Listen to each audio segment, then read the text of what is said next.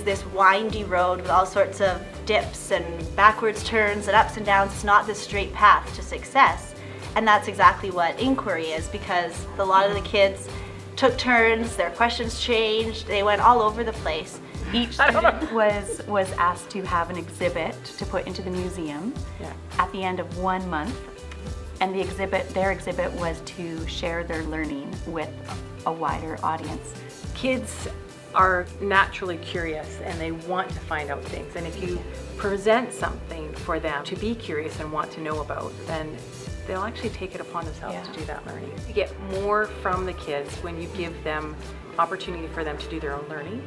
You just guide them. It's not necessarily part of inquiry, it's a part of learning. I mean, meeting the needs and ideas and stuff of the class. I think that's what we need to be reflecting on and doing all the time. The thing about inquiry that's slightly terrifying is that you don't know going into it what the topics are going to be. Like, they figure that out in the last month. We do so much more when we put all of our strengths together, because we all come from different backgrounds, we all have different resources available, stuff that we've done in the past. So I think being able to pull that together, like, this project is huge. We want this to be a quality and a transformative learning experience for our students. So we've committed to that, and then in doing so, it keeps making it bigger, but doing it as a group and working together is really awesome.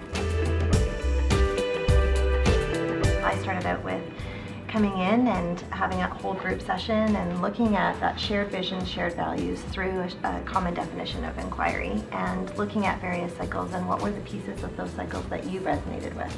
And from there, we pulled those out into 6 different stages, and that's what's on your walls now.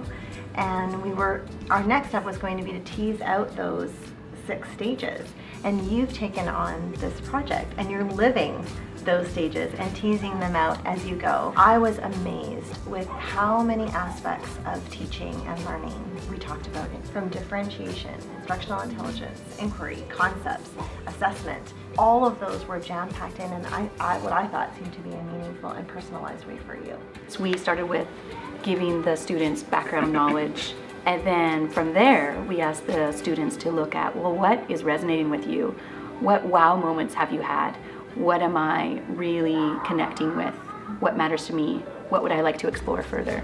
Doing that initial teach time, where really that's the minimal part of our teaching, it really helps you to pare down what's really important. You're going more for broad concepts. It's freeing in a lot of ways, but it really sets the stage for allowing kids to learn about what they're actually interested in and make personal connections to that learning.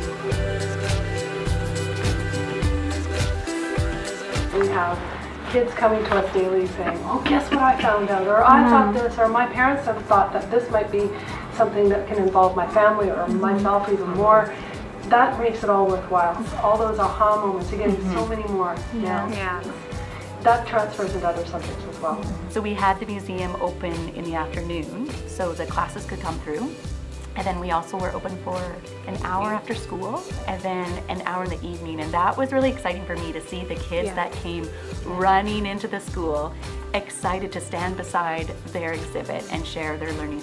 They really knew what they were sharing. They weren't referring to their notes. They weren't looking back at their books. They weren't flipping through, oh, I've got to find this on page whatever. They stood there and they presented. They were in front of that information or the project that they had. They knew all about it. It's not about how pretty your poster is, but it's about all the work along the way and all the thinking and the changes in your thinking that have happened. So at the end of the evening, one of my students turned to me and said, I love inquiry. And she's like, can we do this again and again and again? And it's made me really think about it as I'm now planning a science unit on weather. We started with, what are our wonderings? And it made me want to throw out all the lessons that I had planned and say, okay, well, they're interested in this and this and this, and that's what they want to do. That's what gets them engaged and focused and wanting to learn. And after spring break, I had a student come back and they're saying, oh, when are we going to start our next inquiry? And that was really neat to hear.